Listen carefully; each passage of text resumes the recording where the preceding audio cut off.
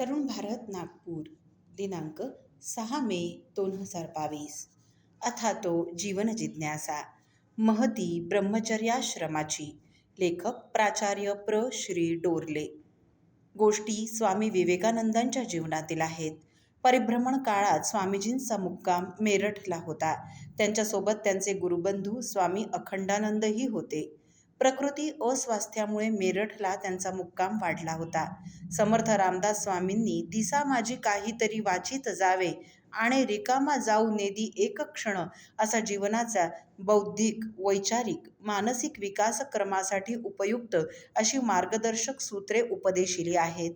त्याचा स्वामी विवेकानंदांच्या जीवनात परिपूर्ण प्रत्यय येतो. जीवनाच्या अंतिम क्षणापर्यंत त्यांनी हे अनुशासन पाळलंय. मेरठला एक चांगलं ग्रंथालय होतं. पुस्तकांचा संग्रह दर्जेदार आणि उत्तम होता. आजारपणात नुसतं पडून काय राहायचं, म्हणून स्वामीजींनी अखंडानंदांना सांगितलं, जर या ग्रंथालयात सर जॉन लुबॉकचे ग्रंथ असतील तर घेऊन येत जा. योगायोगाने ते सर्व ग्रंथ तिथे उपलब्ध होते. स्वामी अखंडानंद रोज एक ग्रंथ आणायचे. दिवसभरात स्वामी विवेकानंद तो ग्रंथ वाचायचे. दिवसभरात वाचलेला तो ग्रंथ परत देऊन दुसरा ग्रंथ घेऊन यायचे. हा प्रकार अनेक दिवस चालला. ग्रंथपाल अभ्यासू होता. त्याला आश्चर्य वाटलं. ज्या ग्रंथांचं वाचन निदान 15 दिवसातही मोठ्या प्रयासाने करणं कठीण, ते एका दिवसात वाचून परत केले जातात. हे कसं शक्य आहे? तर हा दुसऱ्यावर इम्प्रेशन मारण्याचा, केवळ दिखाऊपणाचा प्रकार असावा, हे मत त्या ग्रंथपालाने स्पष्टपणे स्वामी अखंडानंदांना बोलून दाखवलं. स्वामीजींनी फक्त मंदस्मित केलं आणि ग्रंथ घेऊन ते परतले. घरी आल्यानंतर त्यांनी हसत हसत हा किस्सा स्वामीजींना सांगितला. स्वामीजीही मोकळेपणाने हसले आणि म्हणाले, अरे त्याचंही म्हणणं तसं चूक नाही, भेटू आपण त्याला. प्रकृती पूर्ण बरी होईपर्यंत अनेक भागांचं वाचन पूर्ण झालं होतं. प्रकृती बरी झाल्यावर स्वामीजी अखंडानंदांना सोबत घेऊन त्या ग्रंथपालाला भेटले आणि म्हणाले, मी आपल्या ग्रंथालयातून सर जॉन लुबॉक यांचे ग्रंथ वाचण्यासाठी मागितले होते. त्यातील कोणत्याही भागाविषयी आपण मला प्रश्न विचारावेत. यावर ग्रंथपालाने त्यांना बरेच प्रश्न विचारले. त्या सर्व प्रश्नांची स्वामीजींनी अचूक उत्तरं दिलीत. हे पाहून तो ग्रंथपाल चकित झाला आणि स्वामीजींच्या तीव्र स्मरणशक्तीला त्याने विनम्र अभिवादन केलं. स्वामी विवेकानंदांची विद्यार्थी दशा ही आधुनिक काळातील विद्यार्थ्यांनीही आदर्श म्हणून जोपासावी अशीच आहे. भारतीय जीवन पद्धतीतील मुख्य 4 पुरुषार्थातील ब्रह्मचर्याश्रम जो संपूर्ण पुरुषार्थाची आधारशिला आहे, त्या ब्रह्मचर्याश्रमाचे मुख्य आयाम म्हणजे ज्ञानसाधना आणि बलोपासना. स्वाध्यायान मानप्रमदः. स्वाध्यायात म्हणजे अभ्यासात चुकारपणा करू नका.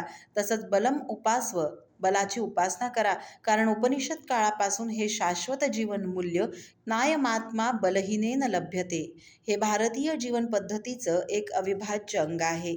त्याची पायाभरणी याच आश्रमात परिपूर्णरित्या होऊ शकते. त्याचे आधुनिक काळातील मूर्तिमंत उदाहरण म्हणजे स्वामी विवेकानंदांचं जीवन आहे. वरील 2 महत्त्वाच्या धारणा हे सर्व प्रकारच्या अभ्युदय आणि निःश्रेयस या गोष्टींचे कारकच आहेत.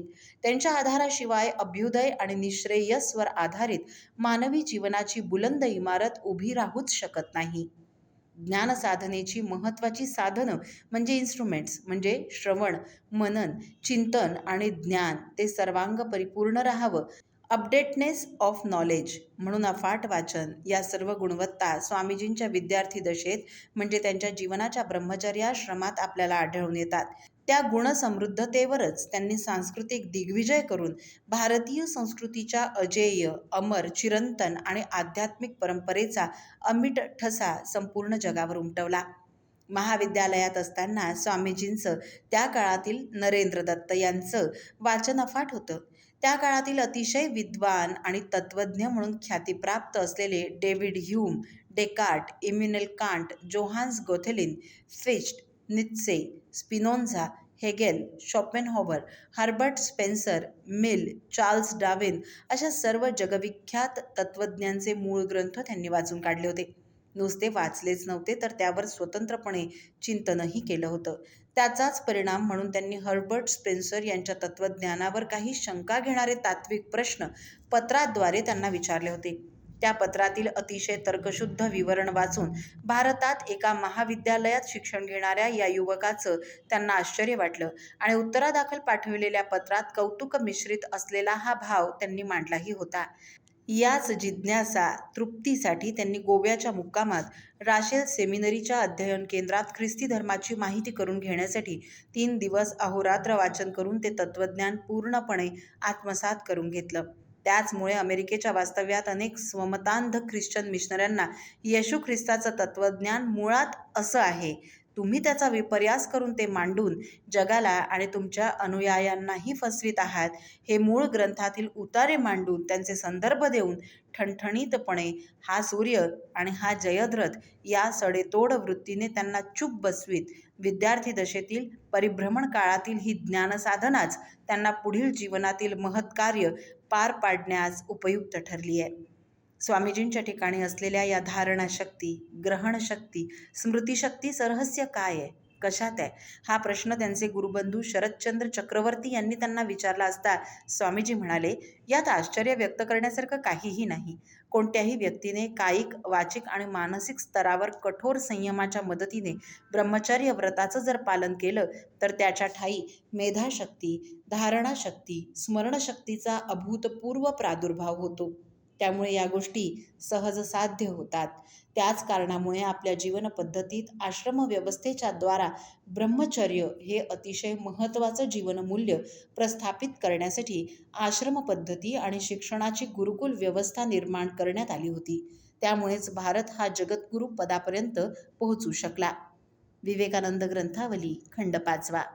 ब्रह्मचर्याश्रमाचं महात्म्य.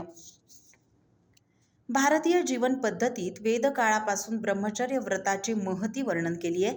कारण जीवोत्पत्ती करण्याचं सामर्थ्य पशु, पक्षी, चतुष्पाद जनावरं या योनीपासून तो प्रगत मानवाच्या स्तरापर्यंत पुरुषबीज म्हणजे शुक्राणू, स्पर्म्स या सूक्ष्मातिसूक्ष्म बिंदूमध्ये असतं. हा शुक्राणू अन्नसेवनातून शरीरात तयार होतो. हे नैसर्गिक आणि वैज्ञानिक सत्य भगवद्गीतेने सहस्रावधी वर्षापूर्वी मांडलेलं आहे. ते असं, अन्नापासून प्राणी उत्पन्न होतात, पर्जन्यापासून अन्न म्हणजे खाद्यपेय उत्पन्न होतात, यज्ञामुळे पर्जन्यवृष्टी होते, यज्ञ हा कर्माने संपादन होतो, कर्म वेदांपासून उत्पन्न होतात आणि वेद सत चित आनंद स्वरूप परमेश्वरापासून निर्माण होतात. अध्याय क्रमांक 4, श्लोक क्रमांक 14. या वर्णन केलेल्या सृष्टीरूपी चक्राचा केंद्रबिंदू जर काय असेल तर शुक्रबिंदू आहे. त्याचमुळे तो यत्किंचितही वाया जाणार नाही याची काळजी घेण्यासाठी भारतीय जीवन पद्धतीतील ब्रह्मचर्याश्रमाची व्यवस्था आणि अनुशासन निर्माण करण्यात आलं. त्यातील काही महत्त्वाच्या संकल्पना पाहण्याचा आपण प्रयत्न करू. ऋग्वेद आणि अथर्ववेदात ब्रह्मचर्य सूक्तात एकूण 26 मंत्रांमध्ये ब्रह्मचर्याचं महत्त्व वर्णन केलंय. त्याचा आशय असा आहे की ब्रह्मचर्य व्रताचं पालन करणारा हा संपूर्ण जगताचा, सृष्टीचा केंद्रबिंदू आहे. ब्रह्मचर्य व्रताच्या पालनानेच राजा राष्ट्राचं संरक्षण आणि संवर्धन करू शकतो. ब्रह्मचारी सदाधार पृथिवी दिवंच, ब्रह्मचरेण तपसा राजा राष्ट्रं विरक्षति, ब्रह्मचरेण तपसा देवा मृत्युं पाध्नत.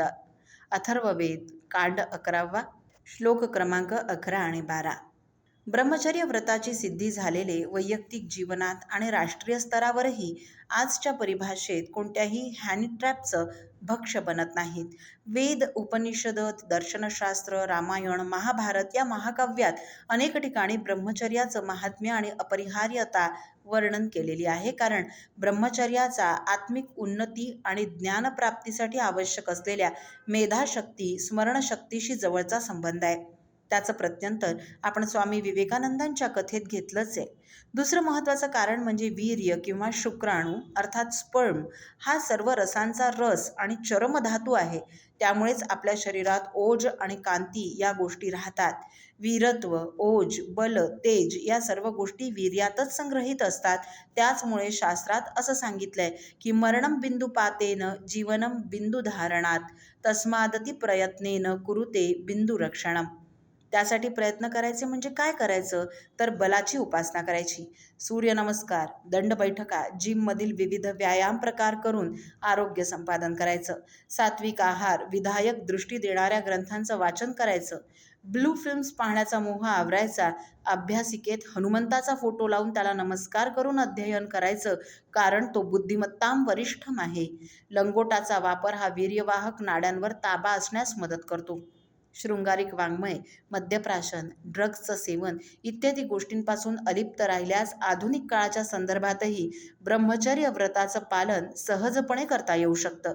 त्यासाठी मनाची तीव्र इच्छा पाहिजे आणि केल्याने होत आहे रे, आधी केलेची पाहिजे या शाश्वत सिद्धांतावर अडिग श्रद्धा पाहिजे.